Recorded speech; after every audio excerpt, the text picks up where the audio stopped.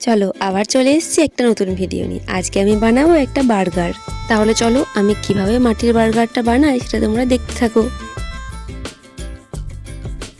বার্গারটা যেহেতু মাটির, তাই বার্গারটি বানানোর জন্য প্রথমেই লাগবে মাটি। তাই দেখো আমি মাটি নিয়ে নিয়েছি।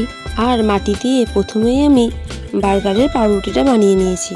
এরপরে আরও যে সমস্ত জিনিসগুলো থাকে সেগুলো আমি একে একে বানিয়ে নেব। এরপর আমি বানিয়ে নিয়েছি এক টুকরো পনির। এরপর এটিকে ভালো করে মসৃণ করব এবং তারপর সাইডে রেখে দেব।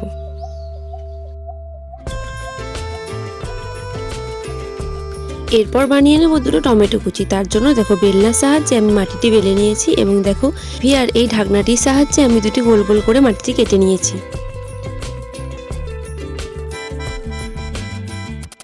এগুলিও ভালো করে মসৃণ করে নেব এবং সাইডে রেখে দেব।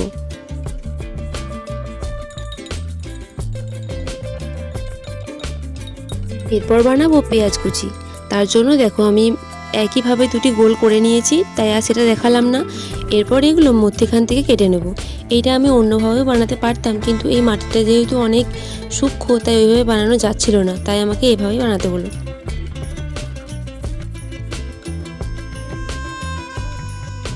আর হ্যাঁ, এরপর আমি এঁটেল মাটি নিয়ে এসেছি এবং ভিজিয়ে রেখেছি। মাটিটা প্রসেসিং করার পর ভালো ভালো জিনিস বানাবো। তোমরা কিন্তু কমেন্টে আমাকে জানিও কি কি বানাবো।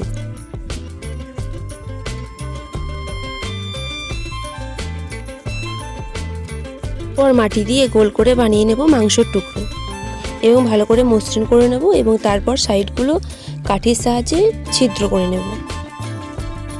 আর দেখো এরপর যেটা বানাবো সেটা বানানোর জন্য আমাকে যে কি কষ্টটাই পেতে হয়েছে কি বলবো। কতবার যে চেষ্টা করেছি যার কোনো ঠিক নেই। করছি আর ভেঙে যাচ্ছে, করছি আর ভেঙে যাচ্ছে, কিছুতেই থাকছিল না। আসলে মাটিটা খুব একটা ভালো না, তার জন্য হচ্ছিল না। তাই দেখো অবশেষে যেমন তেমন হোক একটু বানিয়ে নিয়েছি। এটি হলো লেটুস পাতা, এরকম দুটি বানিয়ে নেব। আর দেখো আমার মোটামুটি সব কিছু বানানো হয়ে গেছে। এরপর একের পর এক সাজিয়ে নেব। প্রথমেই আমি একটা কাটা পাউরুটি দিয়েছি এবং তারপর লেটুস পাতা দিয়েছি। এরপর আমি মাংসের টুকরোটা দিয়ে দিয়েছি। এরপর আমি রেখে দিলাম পনিরটা এবং এরপর টমেটো কুচি এবং পেঁয়াজ কুচি ভালোভাবে সাজিয়ে নেব একের পর এক।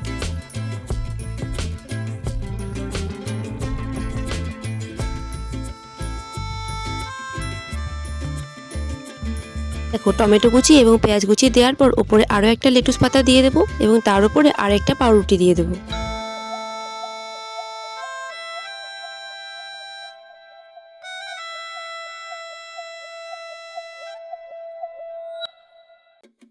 আর দেখো আমার মাটির বার্গার কিন্তু রেডি হয়ে গেছে, কিন্তু এখন কিন্তু দেখে বোঝা যাচ্ছে না বার্গার বলে।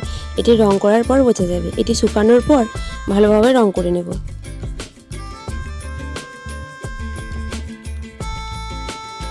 দেখো বার্গারটি কিন্তু খুব ভালোভাবে শুকিয়ে গেছে। এরপর আমি এটাতে রং করে নেব। রং করার জন্য তোমরা সবাই জানো প্রথমে আমি প্রাইমার ইউজ করি, তাই দেখো পুরো বার্গারটিতে প্রাইমার দিয়ে নেব।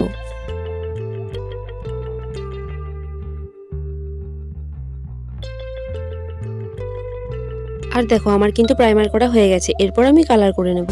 প্রথমে আমি পাউরুটির কালারটা করব। এখানে ব্রাউন কালারটা নিয়েছি, সেখানে একটু সাদা কালারটা মিক্স করব। তারপর আমি একটা হালকা কালার তৈরি করব, তারপর এটাতে ইউজ করব।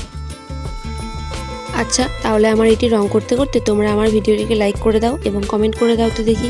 যারা যারা কমেন্ট করবে পরের ভিডিওতে আমি তাদের নাম নেব। আর তোমরা কে কে বার্গার খেয়েছো আমাকে জানিও তো। আমি কিন্তু এখনো পর্যন্ত বার্গার কিন্তু খাইনি। আসলে আমি তো থাকি গ্রামে, আর গ্রামে থাকি বলে সব কিছু খেতে ইচ্ছা হলেও খেতে পারি না, কারণ সব কিছু তো পাওয়া যায় না। খাইনি তো কি হয়েছে, আজকে আমি নিজেই বানিয়ে নিলাম মাটির। আর দেখো লেটুস পাতাটিতে আমি সবুজ কালার করে নিয়েছি। ওপরে এবং নিচে যেহেতু দুটো লেটুস পাতা আছে, তাই দুটিতেই খুব ভালোভাবে সবুজ কালারটা করে নিয়েছি। এরপর আমি দেখো লাল কালারটা করছি টমেটোতে। টমেটো তো লাল কালারেরই হয়, তাই দুটো টমেটো কুচি আছে, সেখানে আমি লাল কালারটা করে নিয়েছি।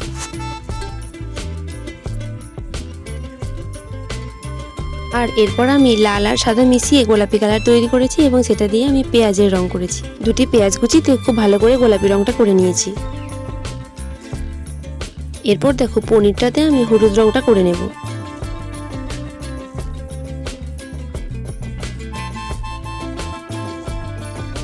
আর অবশেষে মাংস কুচিটাতে আমি হালকা লালচে লালচে কালার করে নেব। আর দেখো আমার বার্গার কিন্তু মোটামুটি রেডি হয়ে গেছে। না একটু বাকি আছে। দেখো পাউরুটির ওপরে হালকা সাদা সাদা দিয়ে দেবো। এটা কি সেটা কিন্তু আমি জানি না, ছবিতে দেখেছি এরকম। ওর দেখো তো লাগছে সত্যি সত্যি বার্গার। তাহলে আমার এই বার্গারটি কেমন লাগলো কমেন্টে জানাতে কিন্তু ভুলো না। ভালো লাগলে লাইক কমেন্ট শেয়ার করে দিও এবং নতুন হলে সাবস্ক্রাইব করে পাশে থেকো। আজ তবে আসি, আবার দেখা হবে পরের ভিডিওতে। টাটা।